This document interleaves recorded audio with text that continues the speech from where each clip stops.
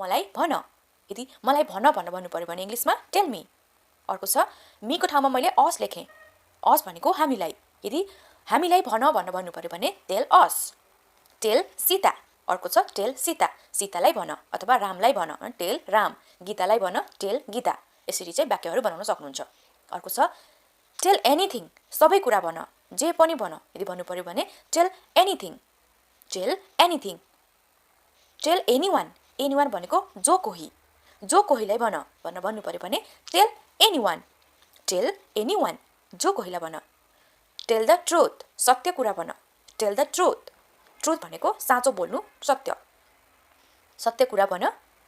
Tail the time. समय भन। यदि कसैलाई सोध्नु पर्यो समय भन, समय बताऊ। Tell the time. Tell the time. Tell them. तिनीहरूलाई भन। Tell them. देम भनेको तिनीहरूलाई अथवा उनीहरूलाई। उनीहरू अथवा तिनीहरूलाई भन tell them. I think. I think भनेको मलाई लाग्छ। आई थिङ्क मलाई लाग्छ। I think. मलाई त्यस्तो मलाई लाग्दैन यदि भन्नु पर्यो भने I don't think. I don't think मलाई लाग्दैन। I don't think. I don't think so. मलाई त्यस्तो लाग्दैन। मलाई त्यस्तो लाग्दैन भन्नु पर्यो भने फेरि I don't think so. I don't think so. I know. मलाई थाहा छ। I know. आई नो मलाई थाहा छ। मलाई थाहा छ। I know you. यहाँ मैले लेखेँ नोको पछाडि यु। यु भनेको तिमीलाई। म तिमीलाई चिन्छु। I know you. अथवा म तिमीलाई जान्दछु भन्नु पर्यो भने पनि I know you. I know Rohit. म रोहितलाई चिन्छु। I know Rohit. अथवा तपाईँले यसलाई राम पनि लगाउन सक्नुहुन्छ। I know Ram. म रामलाई चिन्छु। I agree. म सहमत छु। कुनै कुराको सहमत जनाउनु पर्यो भने आई एग्री। एग्री भनेको सहमत हुनु। I agree. म सहमत छु। I agree with you. म तपाईँसँग सहमत छु। कसैलाई कुनै कुरासँग सहमत जनाउनु पर्यो भने आई एग्री विथ यु। म तपाईँको कुरामा सहमत छु। I agree with you. अर्को छ टक टु मी। मसँग कुरा गर। Talk to me. मसँग कुरा गर। मसँग कुरा गर्न टक टु मी। पछि कुरा गर्छु। Talk to you later. Talk to you later. Later भनेको पछि। पछि कुरा गर्छु। Talk to you later. अर्को छ आई कन्फेस्ड। मैले स्वीकार गरेँ। कुनै कुराको गल्ती स्वीकार गर्नुलाई चाहिँ कन्फेस्ड भनिन्छ। I confessed. मैले स्वीकार गरेँ। I waited. मैले कुरेँ। मैले कुरेँ अथवा मैले पर्खेँ भन्नलाई आई वेटेड। I waited. मैले कुरेँ। I heard. मैले सुने। मैले सुने। कसैले कुरा गरिरहेको छ भने मैले सुने भन्नु पर्यो भने आई हर्ड।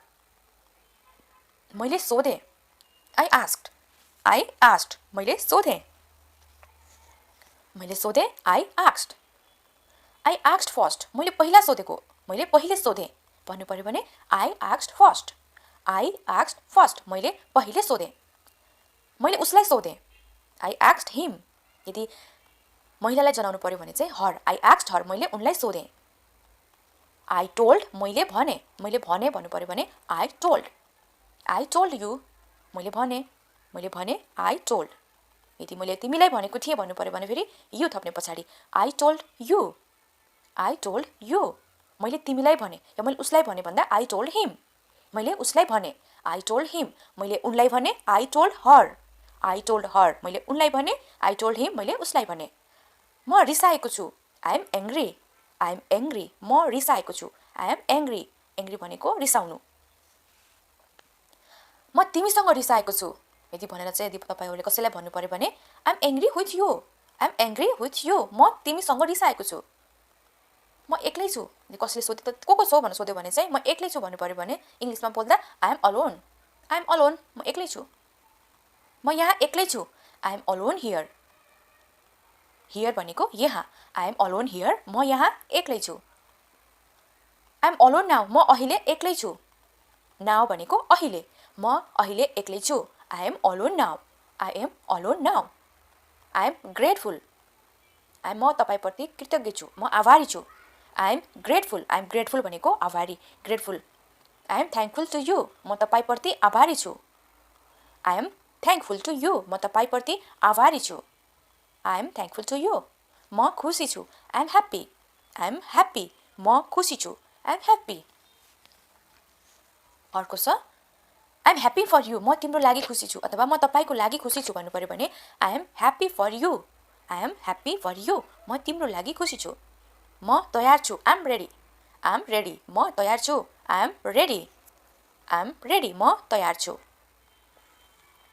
म पकाउने छु आई विल कुक त्यो म पकाउने छु भन्नु पर्यो भने आई विल कुक म पकाउने छु आई विल वेट म पर्खिने छु आई विल वेट म पर्खिने छु लाई इङ्ग्लिसमा आई विल वेट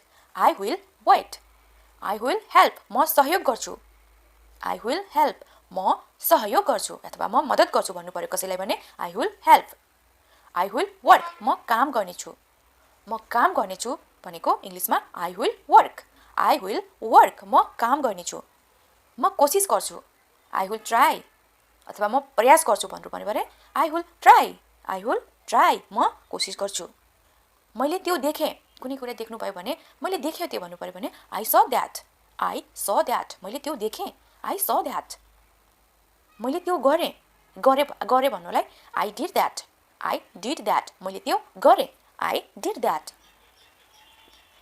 त्यो गलत हो द्याट्स रङ कुनै कुरा गलत हो भन्नु पर्यो भने द्याट्स रङ त्यो गलत हो यस्तो गर्नु हुँदैन त्यो गलत हो भन्नु पर्यो भने द्याट्स रङ त्यो मेरो हो द्याट इज माइन त्यो मेरो हो द्याट इज माइन त्यो मेरो हो द्याट इज माइन त्यो नक्कली हो द्याट्स अ फेक अथवा द्याट इज अ फेक त्यो नक्कली हो फेक भनेको नक्कली त्यो नक्कली हो द्याट्स फेक त्यो तातो थियो द्याट वाज हट त्यो तातो थियो द्याट वाज हट